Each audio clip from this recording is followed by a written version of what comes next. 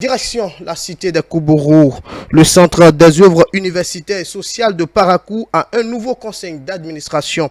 Les membres de cet organe ont été installés ce vendredi 19 février 2021 par le ministre de l'Enseignement supérieur et de la Recherche scientifique. Le point de la cérémonie avec Léon Batonwero et Boris Arissou.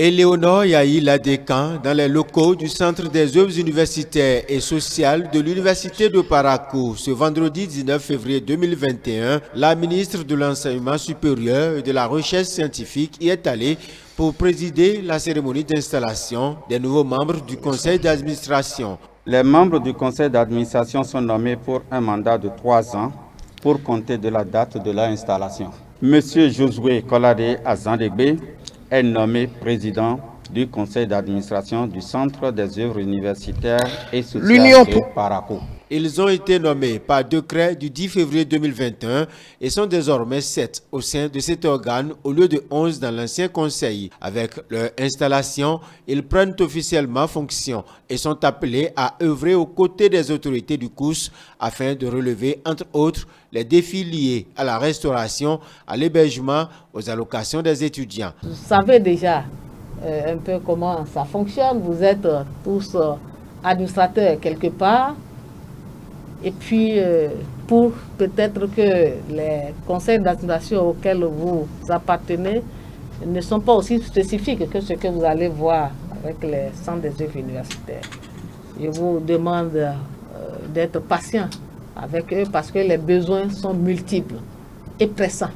D'être patient et de mettre en place une stratégie qui leur permette de vous suivre dans la sérénité et dans la performance.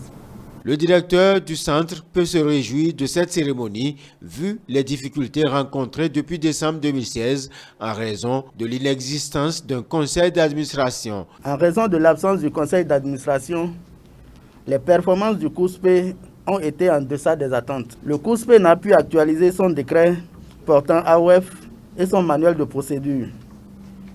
Par ailleurs, il ne dispose pas d'un cadre organique et d'un plan de formation pour le personnel. Que dire des états financiers qui n'ont pu être approuvés en vue de leur certification par le commissaire aux comptes.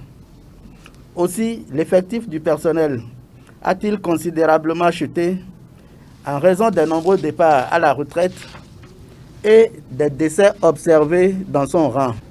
Les partenaires sociaux, quant à eux, ne cessent de manifester leur désir de voir l'accord d'établissement révisé en vue d'améliorer davantage leurs conditions de vie et de travail.